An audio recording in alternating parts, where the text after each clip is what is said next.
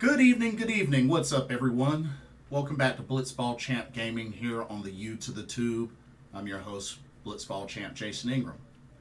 So, it's been a while since I've talked about recent gaming news, so I figured I'd come on here and do a video and just give my thoughts on some of the recent, really big buzzing news in the gaming world.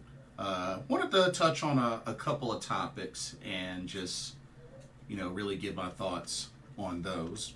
But before we get started, speaking of gaming, be sure to check out the link in the description for Game Beauty for an awesome lineup of video game themed makeup and cosmetic products. And if you see something that you like and want to make a purchase, be sure to use the promo code BlitzballChamp, all in caps, and you can get 10% off of your order.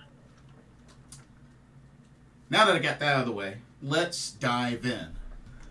Alright, so all of my VF fans out there, of course this weekend is Evo Japan 2023. And you know what? I'm definitely going to be keeping my eye out. I know a lot of fans are speculating that they're going to have some sort of an announcement in store in regards to Virtua Fighter 6. If you ask me, I'm not going to say it's impossible, but I'm not going to hold my breath.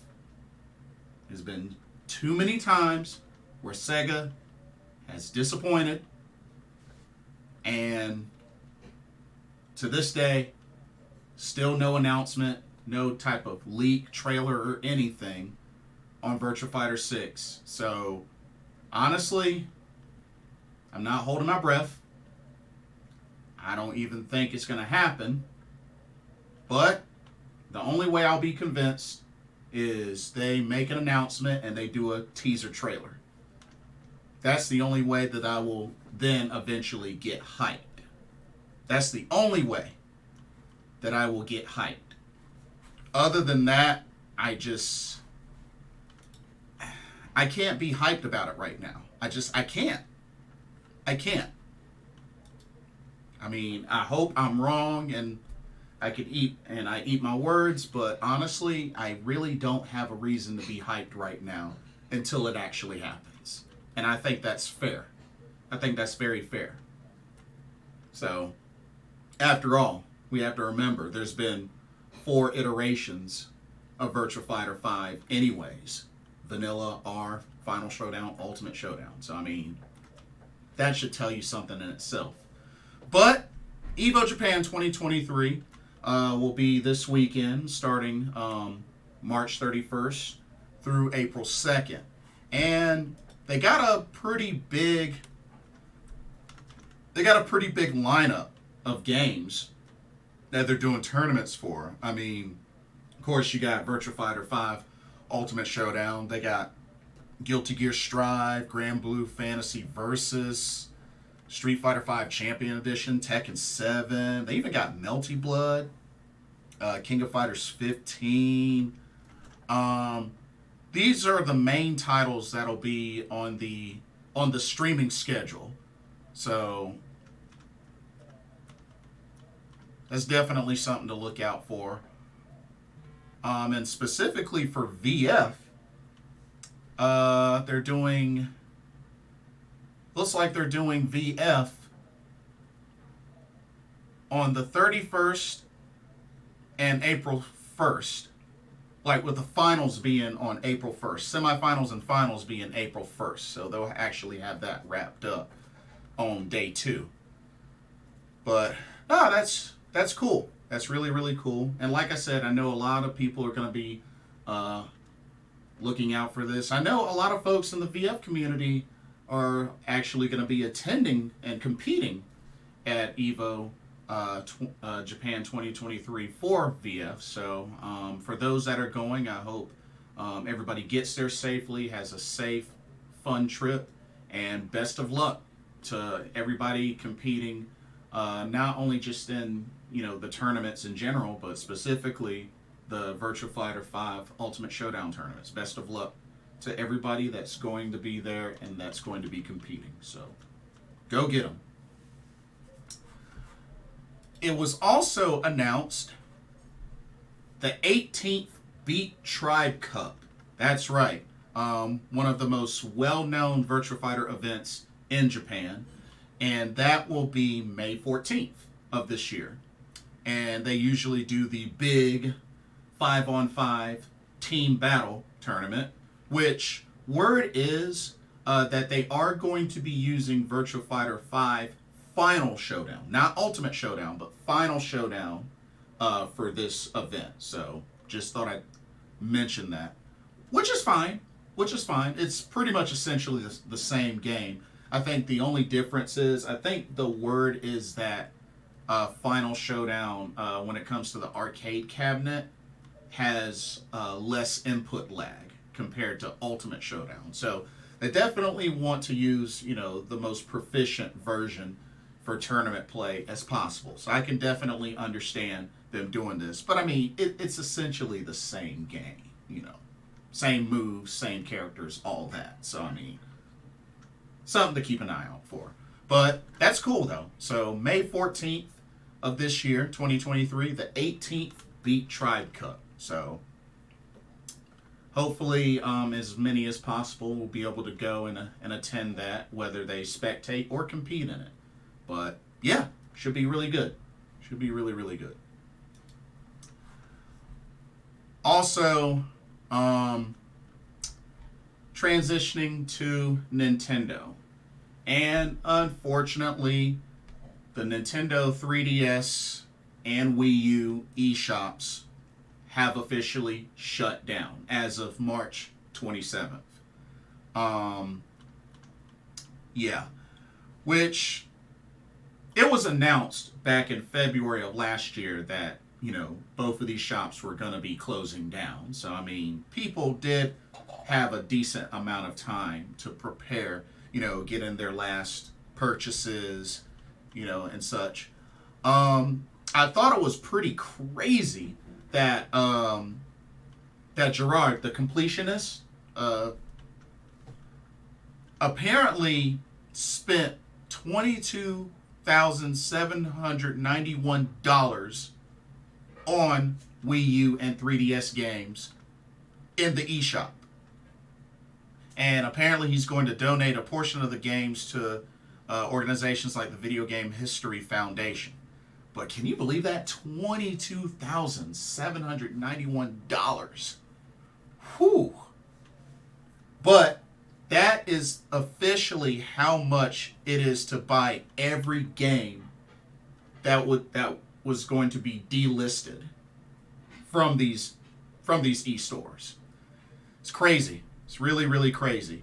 And I know folks were, putting up articles, different things about games that you should definitely buy before the store closed down.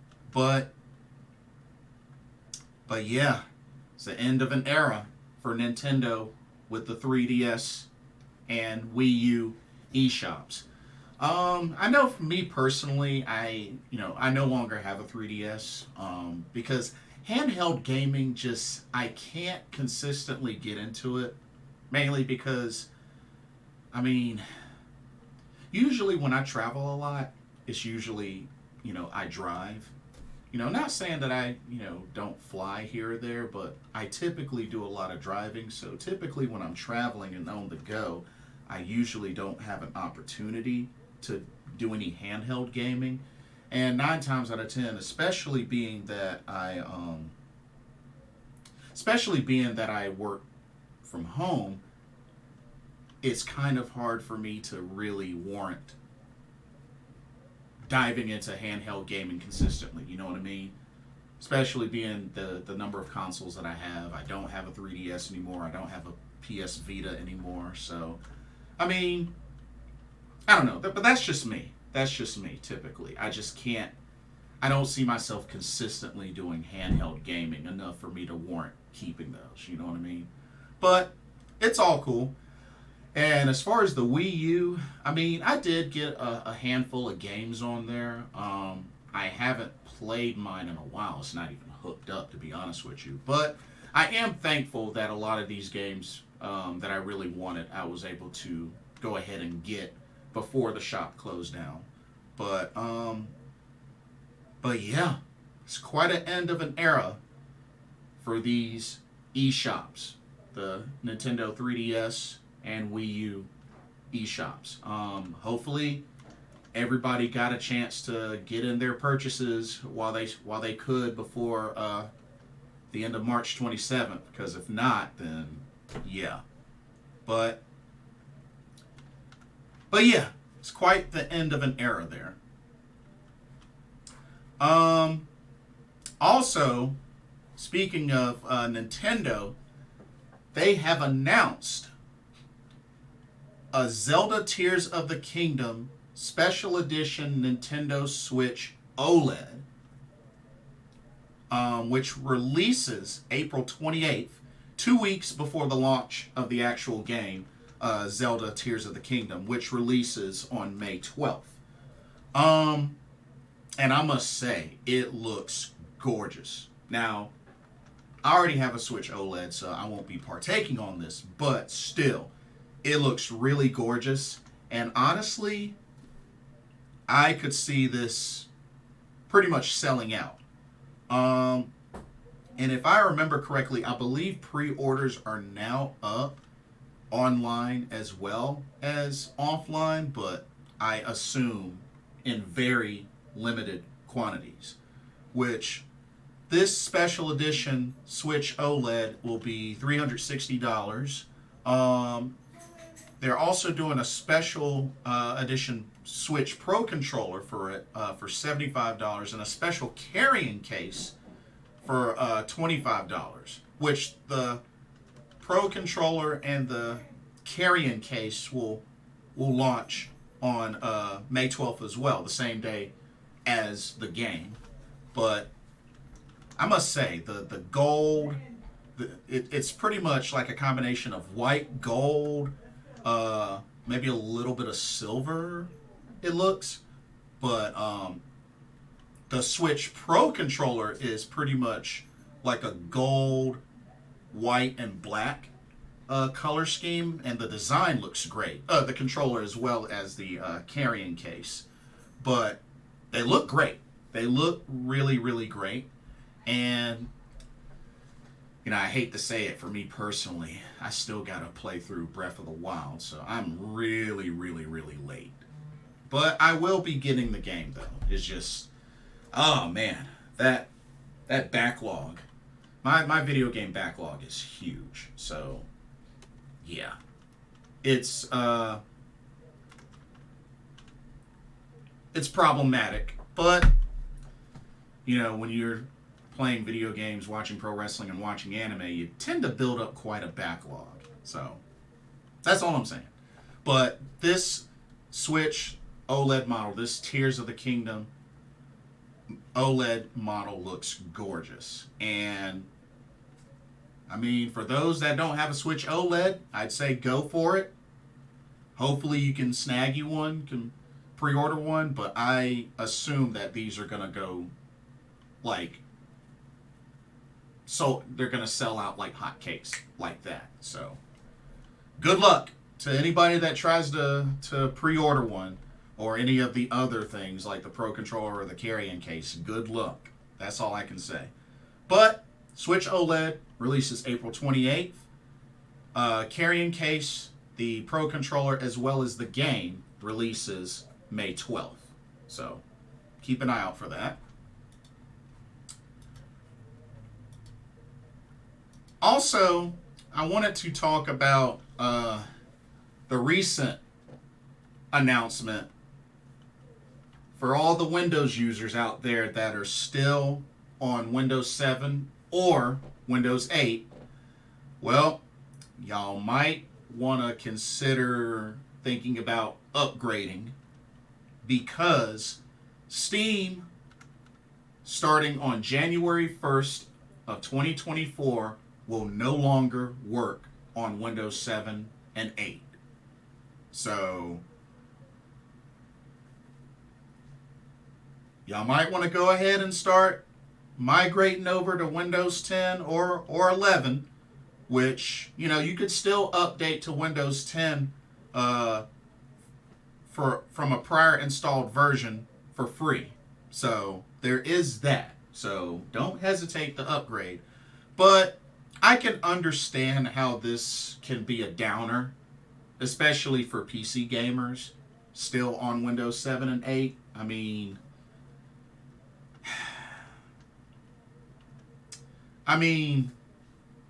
you would think that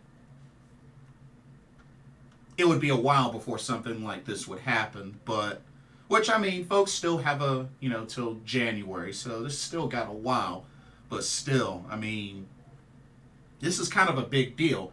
But according to the article from the Steam support team,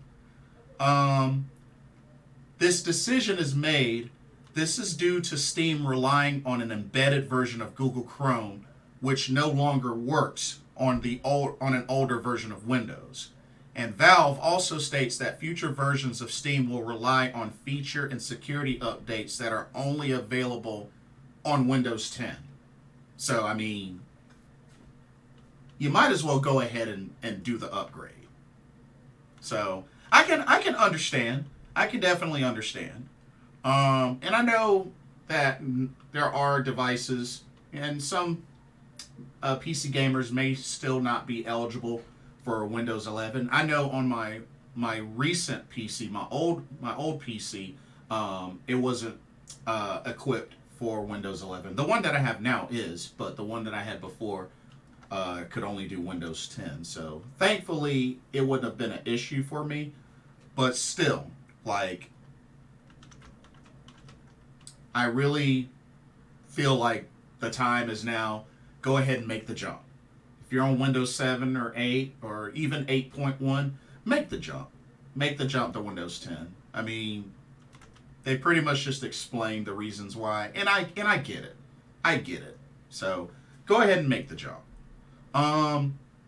They also noted that Valve has stated that they're doing a more powerful Steam Deck in the years to come. So, and like I said, I know a few friends that have a Steam Deck. Me personally, like I said, going back to the whole handheld gaming, I don't see myself ever getting one. But, I mean, I've heard great things about the Steam Deck. I heard that there's a good handful of games that actually look really good and are very well supported on the Steam Deck. But, like I said, I really don't see myself ever getting a Steam Deck. Just because I'm not that big on handheld gaming. But that's me. That's me. But I know a few friends of mine that actually have a Steam Deck, and they love it. So I'm happy for them. But, yeah. So, January 1st of 2024, no more support on Windows 7 and 8 for Steam. You got to upgrade. So go ahead and upgrade to 10 or 11 if you can. And then the last thing I want to talk about, E3 2023. Oh man, hold on. Let me get a drink of water before this. Okay. E3 2023.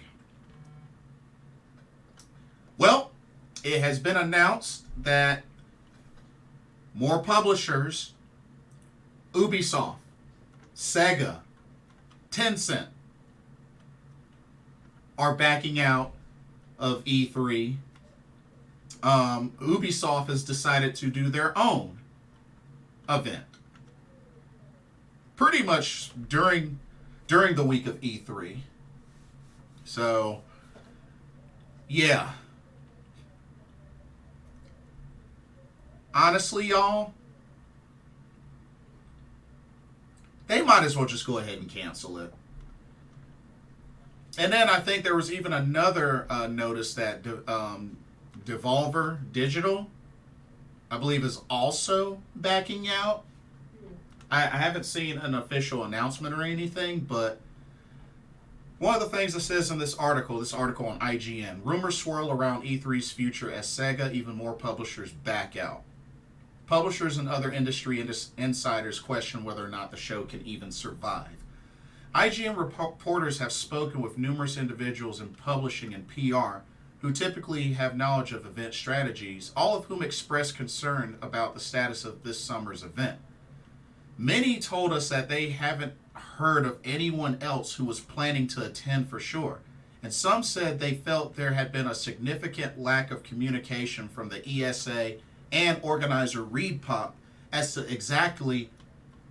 what exactly they should expect from the show. Several described the situation as one where everyone was waiting for someone else to be the first to jump, but no one was willing to take the leap, and time was running out. As one knowledgeable source put it ahead of the Monday news of Ubisoft's departure from the show, there's no possible way this show can happen. Neither the ESA nor ReedPop responded to IGN's request for comment in time of publication. Honestly, y'all, as I'm reading this, they might as well just go ahead and cancel E3. They might as well just go ahead and cancel E3. Because, honestly, right now it's March 28th. In a couple of days, this Saturday will be April 1st. So, April, May, June. I mean, that's 2 months and some change to plan. Not to mention, on the E3 website, you still can't even purchase gamer passes. You can only apply for the media and content creator badges and register for the industry. Yes, you can't even purchase gamer passes yet. You know? And it's like, I applied for the media and content creator badge back in December and still haven't gotten anything. So, honestly, in all seriousness, they need to go ahead and just cancel E3. I mean, when you got multiple publishers backing out, especially considering Nintendo, Xbox, Sony, the big three, as a lot of people like to say, are backing out, and now Ubisoft and Sega, Tencent, and probably more to come. They need to go ahead and cancel E3. And honestly, I mean,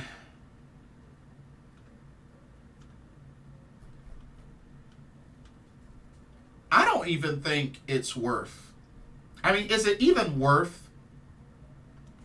it? I want to read more of this article. I want to read more of this article. So, check this out. So, in the section that says "Panic on the Show Floor," and I'll put links to these different articles. It says, and ignore my dog barking. What was the most striking about these conversations was the sheer confusion. Several told us that in past years, when E3 had taken place, they recalled already having all their plans firmly in place by this time, in March. Some even publicly announcing this early. And it makes sense because, being that it's in LA, I mean, I was hoping to be able to plan out a trip at least 3-4 months or more in advance. I mean, with April around the corner, April, May, June, that's not really a lot of time to plan, especially considering, I'm here in the East Coast. You know what I mean? And I have to get a flight and hotel, which they haven't even announced any sort of official sponsored hotel or anything like that. So, it's just, the timing makes it really, really difficult. Anyway, continuing, it says, but not so in 2023. Multiple people broached this question of E3 with us throughout the conference even before we asked, seemingly desperate for information that could help them make informed decisions about whether or not they should be allocating large budgets for a show floor booth and the personnel to staff it in just 2 months' time. Many question whether they should skip the show itself but still make an appearance in town to meet off-site with media who might be around that week. It says, in contrast to the deep concerns around E3, feelings were mixed to positive about Jeff Keighley's Play Days, which is an in-person media-only event that last year took place over 2 days in early June around the same time as E3, and which has been confirmed again for this year.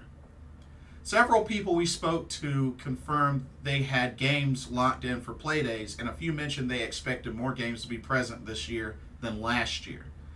That said, the event is still significantly smaller than E3 has been historically, and as opposed to its first run in 2022, may not be composed almost entirely of hands-on demos. Even without the historical baggage of E3, it's unsurprising so many publishers are hesitant to make grand appearances at a summer event of any kind. Of course, the COVID-19 pandemic violently disrupted production, announcement, and release cycles, and for several years in a row removed the urgency of having a polished game demo ready for hands-on at a big summer event.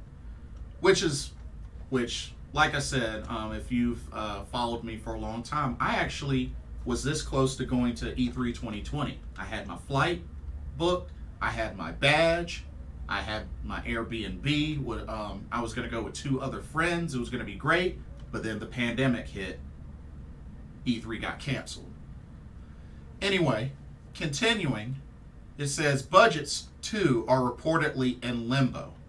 Lockdowns in 2020 and 2021 prompted companies to significantly slash funds for events while laying off their events teams, with sources through the industry telling IGN that many publishers have yet to replenish to pre-2020 levels.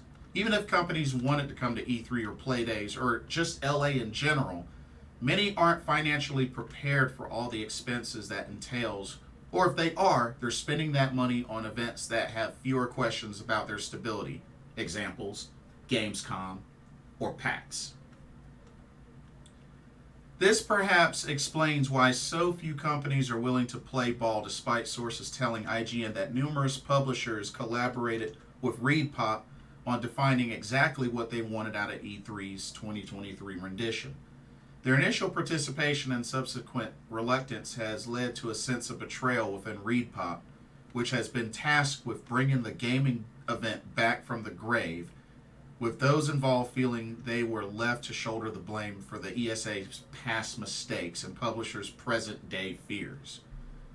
What's more, ReedPop is preparing for further eternal shakeup next month. Per an email to staff as seen by IGN, Lance Fensterman, the company's president for the last 14 years, is preparing to step down, leaving current VP and ReedPop veteran since 2004, Michael Kiskin, to fill his shoes. And just a FYI disclosure, both authors of this article are former ReedPop employees through its editorial arm, Gamer Network. So FYI on this article. But wow! So President Lance Fensterman is preparing to step down. Ooh. Yikes.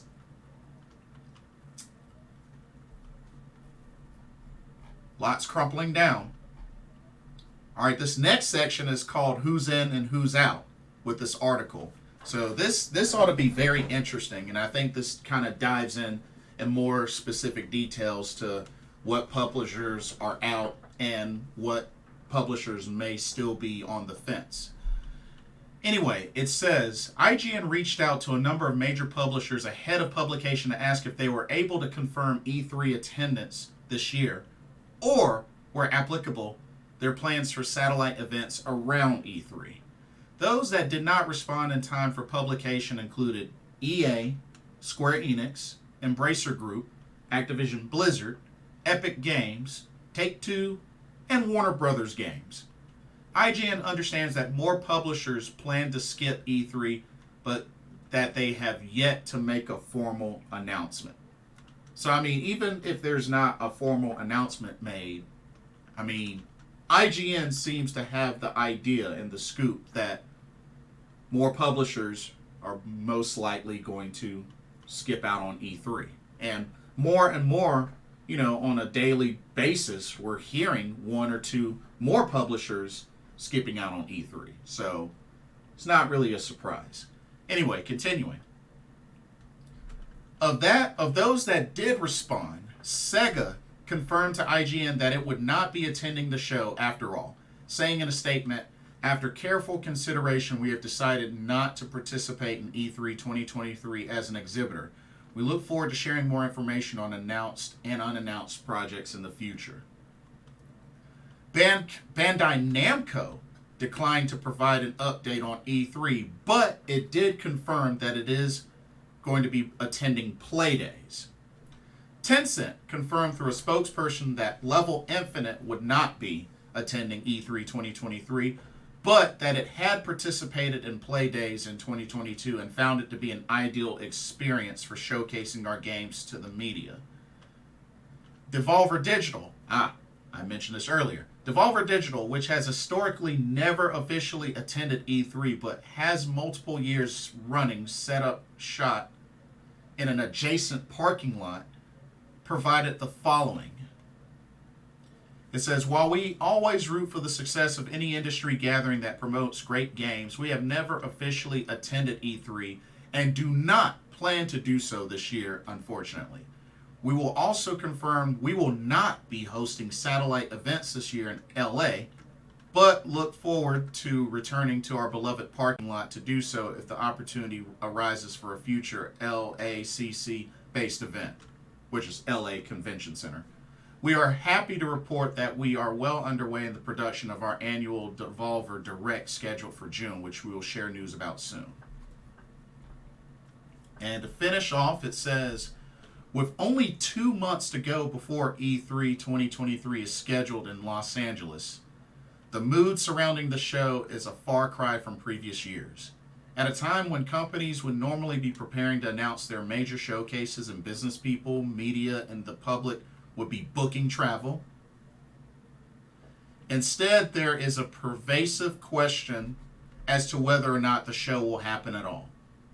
And if it does, those responsible for participating fear they may find themselves shackled to an expensive husk of a show as the rest of the industry moves on." That concludes this article, put together by Kat Bailey and Rebecca Valentine.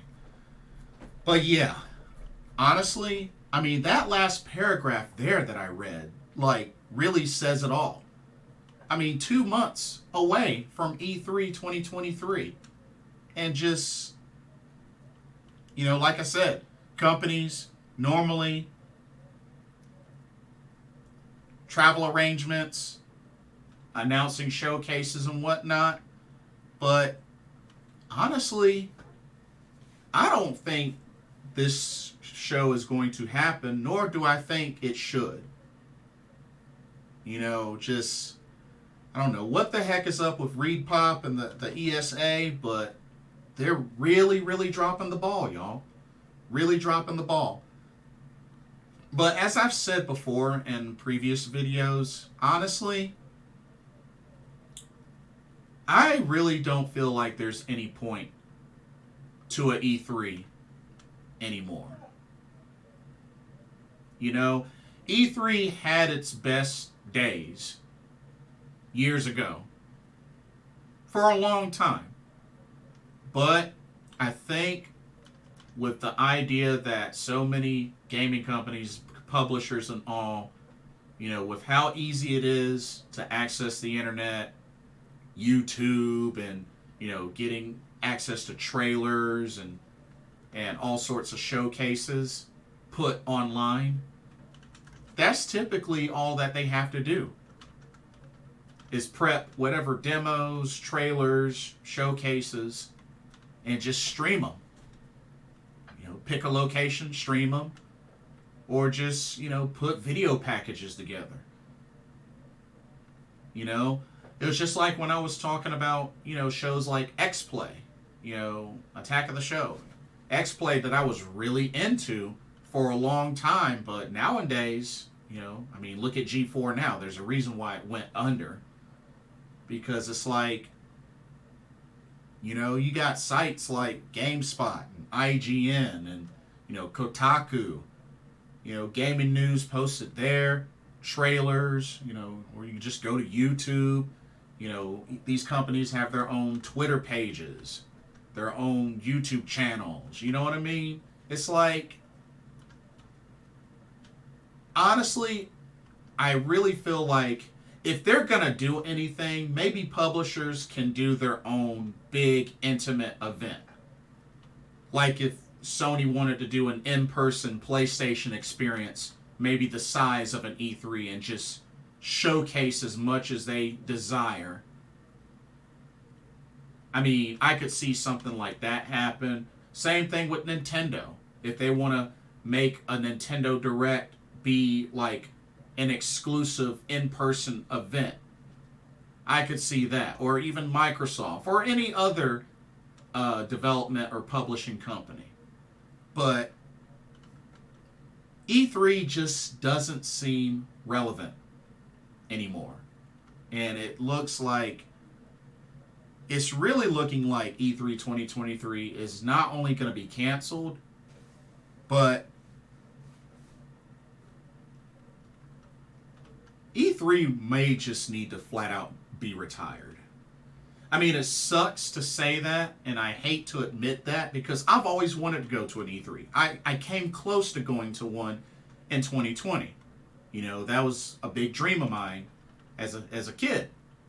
Because I remember how special E3 used to be. Especially when it wasn't even open to the public for the longest time. It was special.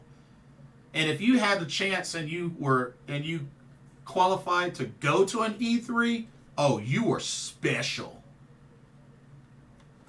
And I was jealous of those folks. But yeah, I think realistically, I think we have to really put things into perspective. I just really feel like, what's the point of E3 anymore? I mean, you got YouTube, you got these different gaming sites. I mean, access to trailers and news and stuff like that. I mean, shoot, I'll use Tekken as an example. I mean, they're just posting up character trailers just on YouTube. New character trailers. You know? PlayStation State of Plays. YouTube. You know, Nintendo Directs. YouTube. So, I mean, honestly, they might as well just stick to that. They might as well just stick to that. And I think if they want to do something like an E3, I could see it being publisher specific, to be honest with you. Because right now, even if, let's say, by some shade of a miracle, E3 still happens this year, it's pretty much going to be a mini showcase of indie companies, and it's probably not going to be a whole lot. So, not only that, it's cutting it pretty close as far as making travel arrangements, and like I said, you can't even purchase gamer passes yet.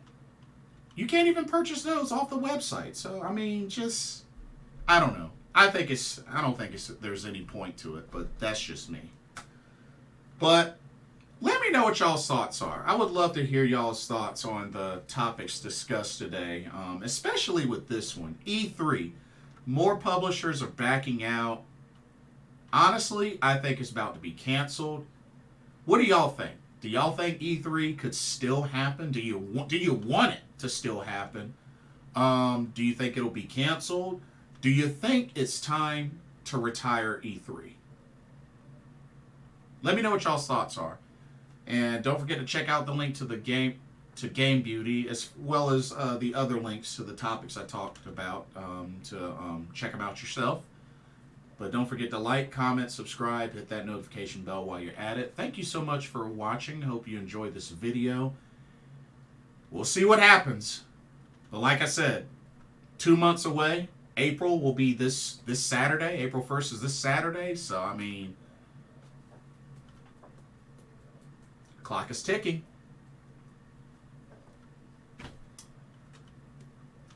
For another Blitzball Champ gaming video here on the U to the Tube, I'm your host, Blitzball Champ Jason Ingram.